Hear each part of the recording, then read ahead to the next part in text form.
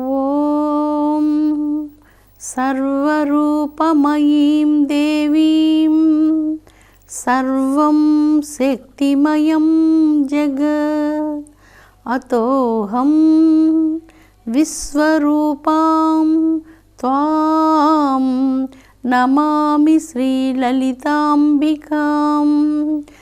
నమామి శ్రీలలితాంబికాం.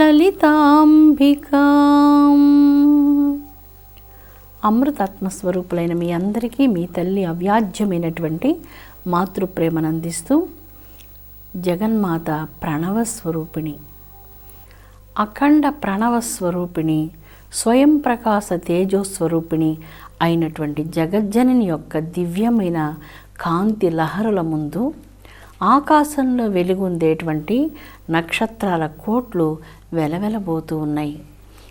ఏ దేవి యొక్క పాదాంబుజాల క్రింద అనంత కోట్ల బ్రహ్మాండాలన్నీ తిరుగుతున్నాయో ఆ పాదాంబుజాలకు నమస్కారము. క్రోధశమని అన్నటువంటి మంత్రంలో ఎవరికైతే కోపం ఉంటుందో వారు చేసినటువంటి పూజలు, యజ్ఞాలు, వ్రతాలు, ఆధ్యాత్మిక సాధనలు అన్నీ కూడా వృధా అవుతున్నాయంటూ ఆ మంత్రరాజం తెలియజేస్తుంది. నిర్లోభ అన్నటువంటి మంత్రరాజము 3 బీజాక్షరాలు కలిగినటువంటిది, లోభము లేనటువంటిది. నిర్లోభ అన్నటువంటి మంత్రంలో జగన్మాతకు లోభం లేదు. లోభం లేనందువలన మిక్కిలి దాతృత్వంతో జగజ్జనని తన భక్తులు ఏది కోరితే దానిని ప్రసాదిస్తుంది. లోకజనని ఒక కల్పవృక్ష సదృశ్యమైనటువంటిది. ఆ లోకజనని అన్నటువంటి కల్పవృక్షం క్రింద ఎవరైతే కూర్చుంటారో వారు ఏ కోరిక కోరినా తల్లి కాదు అని చెప్పదు. అయితే ఏం కోరుకుంటారో మీరు చాలా జాగ్రత్తగా కోరుకోవాలి. ప్రాపంచికమైనటువంటి గాజు పెంకులు కోరుకుంటారో, శాశ్వతమైనటువంటి నిధిని కోరుకుంటారో మీరు జాగ్రత్తగా తల్లిని ఆ కల్పవృక్షం క్రింద కూర్చొని అమ్మను ప్రార్థించేటప్పుడు జీవితానికి వెలుగునిచ్చేటువంటి సవ్యమైనటువంటి కోరికలను కోరుకొందురుగాక. నిర్లోభ అన్నటువంటి మంత్రంలో జగజ్జననికి లోభం లేనటువంటి అంతరంగం కలిగినటువంటిది. పరబ్రహ్మానికి ఈ గుణాలు ఏవీ లేవు. అయితే ప్రపంచంలో మనం చూస్తున్నప్పుడు ఈ లోభబుద్ధి అనేటువంటిది లేకుండా ఎక్కడా మనుషులు మనం చూడం. 1,000,000 మందిలో ఎవరో మహాత్ములు, పవిత్రులైనటువంటి వారు లోభబుద్ధి లేకుండా ఎవరికైనా ఏదైనా దాతృత్వంగా ఇచ్చేస్తూ ఉంటారు. వృక్షాన్ని చూడండి, వృక్షానికి లోభబుద్ధి లేదు. అందువల్లనే కాసిన ప్రతి పండు అందరికీ ఇచ్చేస్తుంటుంది. నదికి లోభబుద్ధి లేదు. నదీ జలాలన్నీ మనందరి కోసమే.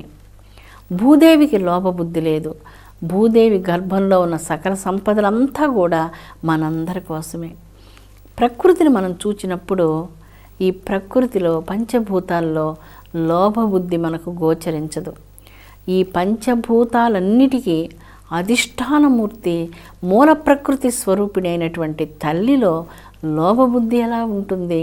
అందుకే నిర్లోభ అన్నటువంటి మంత్రంతో కీర్తించబడుతుంది. తర్వాత మంత్రం లోభనాశిని. లోభాన్ని నశింపచేసేటువంటిది. లోభము అంటే ఏంటి?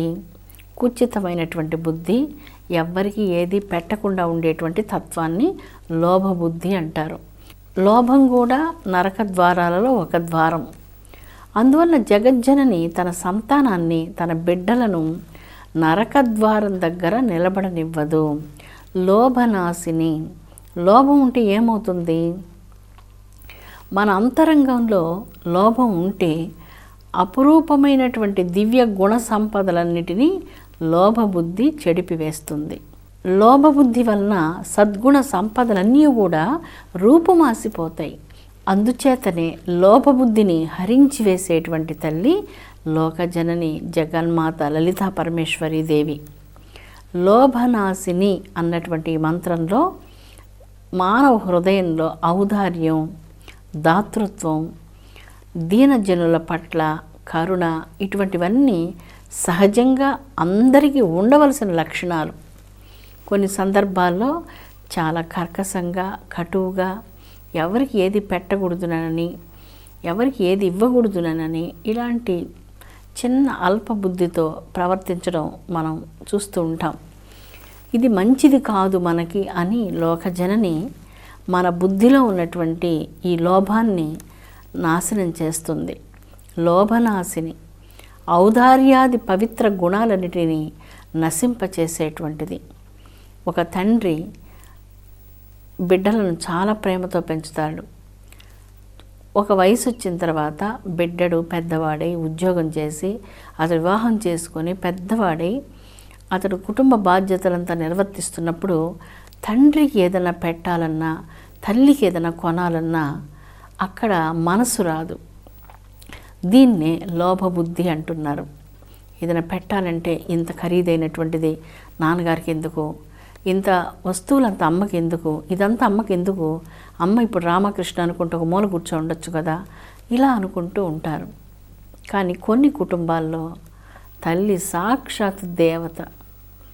తల్లి విషయంలో ఎటువంటి లోభబుద్ధి లేకుండా తల్లికి ముందు చూసి తర్వాత ఏం కావాలన్నా కొనుక్కుంటూ ఉంటారు. అది ఎక్కడో కొంతమందిలో మంచి వాళ్ళల్లో మనం చూస్తుంటాం. సాధారణంగా ఏంటంటే ఈ లోభబుద్ధితో తల్లిదండ్రులు ఎన్నో కుటుంబాలను విడిచిపెట్టేసి బయటకు వచ్చి పెద్దవాళ్లకు నిర్మించినటువంటి గృహాల్లో నివసించడం, కన్నీళ్లు పెట్టుకుంటూ ఉండడం, ఇవంతా మనం ఈ లోకంలో మనం చూసేటువంటిదే. తల్లిదండ్రులు కొన్ని సందర్భాల్లో ఇప్పుడే బయటికి నడవాలి అని చెప్తారు. వృద్ధులైనటువంటి వారు అప్పటికప్పుడు ఎక్కడికి వెళ్తారో వాళ్ళకి అర్థం కాదు. వాళ్ళ చిన్న వస్తువులన్నీ పట్టుకొని వీధిలో నిలబడుకొని ఉంటారు. ఎక్కడికి వెళ్ళాలో తెలియదు. అలాగా చాలా కుంగిపోతూ దుఃఖిస్తూ ఉంటారు. దీనికి కారణం ఏంటంటే వాళ్ళు ఆ విధంగా రోడ్లో పడి నిలబడుకునేదానికి కారణం లోభబుద్ధి. ఈ లోభబుద్ధి వలన మనం మన వాళ్ళకే పెట్టడానికి బాధపడుతూ ఉన్నాం. ఎప్పుడైతే నీటి చలమలో ఉన్న నీళ్లు మనం తీస్తూ ఉంటామో నీళ్లు మళ్ళీ ఊరుతూ ఉంటాయి. ఎప్పుడైతే మనం పెడుతూ ఉంటామో మళ్ళీ తల్లి వెంటనే నీకు ఎక్కడో ఒక రకంగా ఏదో ఒక రూపంగా కలగజేస్తూనే ఉంటుంది. నీకు మాత్రం లోటు చెయ్యదు. ఎప్పుడు దానం చేసి చూడండి, ఆ దానం వల్ల వెంటనే అంతకంటే 10 రెట్లుగా నీవు తల్లి నుంచి ఆ సంపదను పొందడం పరమసత్యం. ఇది ఎంత మాత్రం అతిశయమైనటువంటిది కాదు. పెట్టినటువంటి వారికి పుట్టే ఉంటుందంటారు. ఇది పరమసత్యమైనటువంటి మాట. తల్లిదండ్రుల విషయంలో మాత్రం బిడ్డలు ఎప్పుడు కూడా ఇలాంటి ఆలోచన చేయకుండా ఉంటే చాలా బాగుంటుంది. అంతేకాదు ఇక స్నేహితులు, బంధుమిత్రాదులు అంటే ఈ రోజుల్లో పెట్టేటువంటి కాలం కాదు. నాకు కూడా ఇదంతా తెలుసు. కానీ లోభబుద్ధి అనేటువంటిది మానవ హృదయాన్ని చాలా మలినం చేస్తుంది. ఔదార్యాది గుణాలన్నిటిని కూడా అది చాలా నశింపజేసి మనిషిని హీనస్థాయికి దిగజారుస్తుంది. అటువంటిది లోభబుద్ధి అన్నమాట. మన జీవితంలో కష్టంగా ఏదైతే ఎదురై మనకు వస్తూ ఉంటుందో దానిని ప్రారబ్ధము అంటున్నాం. ఏదైతే మనకు ఎదురై కష్టంగా వస్తుందో అది మన ప్రారబ్ధము అంటున్నారు. అయితే ఈ ప్రారబ్ధాన్ని ధైర్యంతో ఎదుర్కొని నిలచి ఆ ప్రారబ్ధాన్ని మీ జీవితానికి అనుగుణ్యంగా మార్చుకోవడం పురుషార్థము అంటారు. ఇటువంటి పురుషార్థాన్ని నేను ప్రోత్సహిస్తాను. మీరు అమ్మవారిని ప్రతినిత్యం పూజిస్తున్నారు, అమ్మ సహస్రనామాలు పారాయణం చేస్తున్నారు, అమ్మ ప్రార్థన చేస్తున్నారు. ఒకవేళ ఈ పారాయణాలు, పూజలు ఇవన్నీ చేయలేకపోయినా అమ్మకు మనసులో భక్తితో నమస్కరించుకొని తర్వాత మీరు బయటకు మీ పని మీద వెళ్తున్నారు. అమ్మ పూజ చేసినందువలన మీకు అపారమైనటువంటి శక్తి లభిస్తుంది. ఆ శక్తి ఇటువంటిది అని చెప్పలేం. అందుకే మీలో అఖండమైన ఉత్సాహం, అఖండమైనటువంటి సాహసం, అఖండమైనటువంటి ధైర్యంతో మీరు ముందుకు సాగాలి. ఎటువంటి పరిస్థితుల్లో కూడా మీరు భయపడకూడదు, వెనకకు తిరిగి చూడకూడదు. నిరుత్సాహాన్ని, దీనత్వాన్ని, క్లేశాన్ని, లోభాన్ని ఇలాంటి చిన్న గుణాలని మాత్రం మీ జీవితంలోనికి రానివ్వకూడదునని నేను మీ తల్లి వలె మనస్ఫూర్తిగా కోరుకుంటూ ఉన్నాను. అఖండ సాహసం, అఖండ ధైర్యం, అఖండమైన ఉత్సాహం, అఖండమైన శక్తి ఎందుకు ఇవన్నీ చెప్తున్నాము? ఎందుకంటే మీరు పూజించేది, మీరు ప్రార్థించేది మహాశక్తి స్వరూపిణి అయినటువంటి జగదంబను. జగదంబ మీకు ప్రసాదించేటువంటిది అఖండ సాహసం. జగదంబ అనుగ్రహం చేత అఖండ ధైర్యం, అఖండ శక్తి, వెనుదిరిగి చూడనటువంటి ఉత్సాహం, ఉత్తేజం, జీవితంలో ఎన్నటికీ నైరాస్యం మీకు దరి చేరనే చేరదు. ఎప్పుడు మీరు ఉత్తేజంతో, సంతోషంతో, శక్తితో ఉప్పొంగుతూ ఉంటారు. మీ కణకణంలో, శరీరంలో, ప్రతి అణువులో అద్భుతమైనటువంటి దైవిక శక్తి ఉప్పొంగుతూ ఉంటుంది. ఆ శక్తితో మీరు అసాధ్యాలు సాగించాలి. యోగ కర్మసు కౌశలం. ఇందాక పురుషార్థం అని చెప్పుకున్నాం కదా, జీవితంలో ప్రారంధం రావచ్చు. దాన్ని మీరు జగన్మాత యొక్క అనుగ్రహంతో, కృపతో పురుషార్థంగా మలుచుకొని జీవితాన్ని అనాయాసంగా, సంతోషంగా, సంతృప్తిగా, ఏ విధమైనటువంటి వేదన, ఏ విధమైనటువంటి క్లేశం, కృంగిపోవడం ఇటువంటివి లేకుండా ఉత్తేజభరితమైనటువంటి జీవితంతో, ధైర్యంతో, శక్తితో మీరు ముందుకు సాగిపోవాలని నేను కోరుకుంటూ ఉన్నాను. అమ్మ మీ హృదయంలో ఉన్నది. ఏ సంకల్పం మీరు చేసినా, మీ భావన, మీ సంకల్పం దృఢంగా ఉన్నప్పుడు అసాధ్య కార్యాలు చాలా అనాయాసంగా సులభ సాధ్యమవుతాయి. ఎలాగా సులభ సాధ్యమవుతాయమ్మా అని మీరు నన్ను అడగవచ్చు. రామచంద్రుడు అరణ్యవాసం చేసేటప్పుడు ఆయనకు సైన్యం లేదు. రావణాసురుడితో యుద్ధం చేయాలంటే సైన్యం లేకుండా ఒక రాక్షసుడితో ఎలాగా యుద్ధం చేయగలరు? రామచంద్ర భగవానుడు సాక్షాత్తు భగవంతుడు, ఆయన శక్తి అజేయమైనటువంటిది. అదన్నీ ఒక ప్రక్కన ఉంచండి. యుద్ధానికి వెళ్ళేటప్పుడు యుద్ధ భూమిలో ఇరు వర్గాల వారు నిలిచినప్పుడు ఒక సైన్యం కావాలి కదా. ఆ సైన్యం వానర సైన్యం. వానరుల మనస్సు చాలా చంచలంగా ఉంటుంది. ఒక చెట్టు మీద నుంచి ఒక చెట్టు మీదకి ఎగురుతూ క్షణకాలం ఒక దగ్గర కూర్చోలేక మనసు పరిపరి విధాలుగా పరిభ్రమించేటువంటి వారు ఒక సుశిక్షితులైనటువంటి యుద్ధ వీరులు కాదు. యుద్ధంలో యుద్ధ వీరులకి ఒక శిక్షణ ఉంటుంది. ఆ విధంగా వాళ్ళు యుద్ధం చేస్తారు. ఇక్కడ రామునికి ఉన్నటువంటి సైన్యం వానర సైన్యం, సుశిక్షితమైనటువంటి సైన్యం కాదు. తిరిగి వారు రామేశ్వరం దగ్గరికి వెళ్ళినప్పుడు అపారంగా గోచరిస్తున్నటువంటి సముద్రం. ఆ సముద్రం చూడగానే మొట్టమొదట జాంబవంతుడు హనుమంతుని రామకార్యాన్ని సాధించగలిగిన శక్తి గలవాడవు నీవంటూ ఉత్సాహాన్ని, ప్రేరణగా ఇస్తారు. అటువంటి ఉత్సాహంతో సమస్త మానవ జగత్తు జాగృతం పొందాలని నేను కోరుకుంటాను. కొన్ని సందర్భాల్లో కొంతమంది ఈ పని మనం చెయ్యలేమో, మన వల్ల కానే కాదు, మన వల్ల ఏమవుతుంది ఇలా చెప్తుంటారు. ఇలాగా మీరు చెప్తే, ఈ ప్రపంచంలో ప్రతి ఒక్కళ్ళు అలాగే చెప్తే ఏ పనిని ఎవ్వరూ సాధించలేరు, ఎవరు ఏ విషయంలో కూడా విజయాలను సాధించలేరు. కానీ ఏ శక్తినైతే మీరు ధ్యానిస్తున్నారో ఆ దివ్యమైనటువంటి చైతన్య శక్తి జగదంబ మీ చేతులలో అధివసించి ఉన్నది, మీ హృదయంలో అధివసించి ఉన్నది, మీ వాక్కులలో తల్లి నివసిస్తున్నది, మీ దృష్టిలో, మీ యొక్క బుద్ధిశక్తిలో, మీ జీవితంలో ప్రతి క్షణం తల్లి నివసిస్తున్నది. తల్లి మీతో ఉన్నప్పుడు మీరు చేయలేని పని అంటూ ఏముంటుంది చెప్పండి? రామేశ్వరం నుంచి లంకకు రామచంద్ర భగవానుడు వానరుల చేత అద్భుతమైనటువంటి వారధిని నిర్మింపజేశాడు. వాళ్ళందరూ అంత ఏకాగ్రతగా పని చెయ్యలేరు. కానీ భగవానుడు వాళ్ళ చేత పని చేయించి, యుద్ధం చేయించి, యుద్ధంలో విజయం సాధించాడు.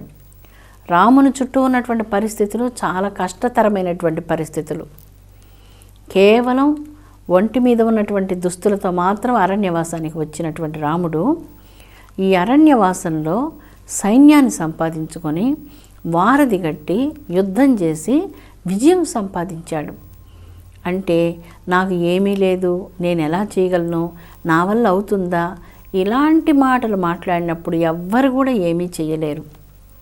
నేను ఏమైనా చేయగలను, నా వల్ల అవుతుంది, దైవశక్తి నాకు తోడుగా ఉంది ఆ దైవానుగ్రహం ఉంటే ఏదైనా సాధ్యమవుతుంది అన్నటువంటి భావనతో మీరు ఏ పని చేపట్టినా ఆ పనిలో మీకు విజయం కలుగుతుంది. అలాంటి విజయ పరంపరలు మీకు ఎన్నో కలగాలని నేను కోరుకుంటాను. ఎందుకంటే మీరు అమ్మను క్షణకాలం మనసులో తలుచుకుంటే కూడా చాలు. ఆ మహాశక్తి యొక్క స్మరణ చేతనే మీ అంతరంగం శక్తివంతమవుతుంది, మీ భావన శక్తివంతమవుతుంది. మీ చేతితో ఏది తాకినా అది శక్తివంతమై, అద్భుతమై, అక్షయమై ఎదుటివారికి మీరు చేసే పని ఎంతో ఉపయుక్తమవుతుంది.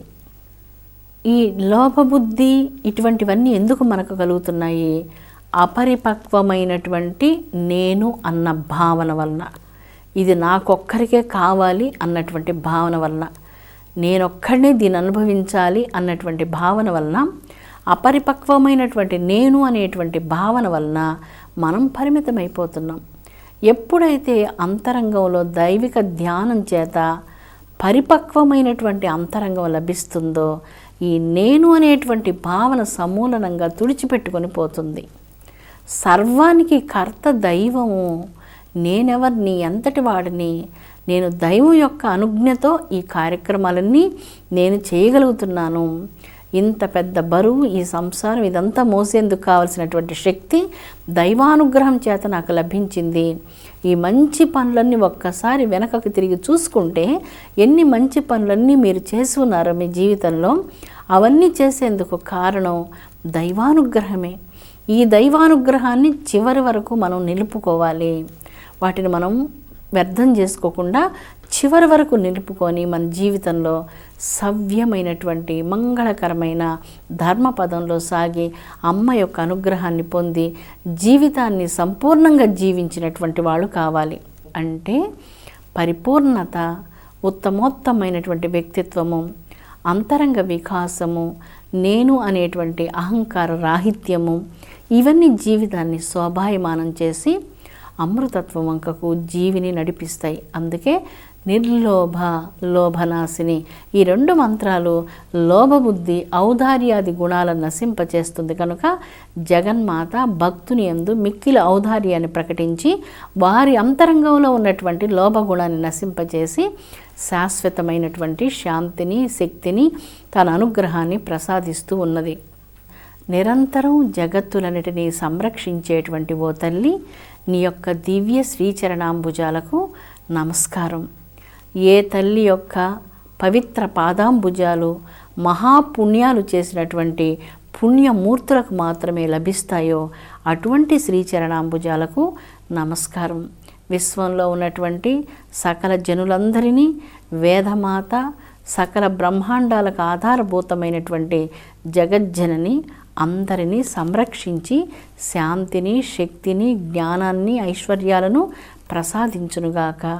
విశ్వశాంతి వర్ధిల్లునుగాక.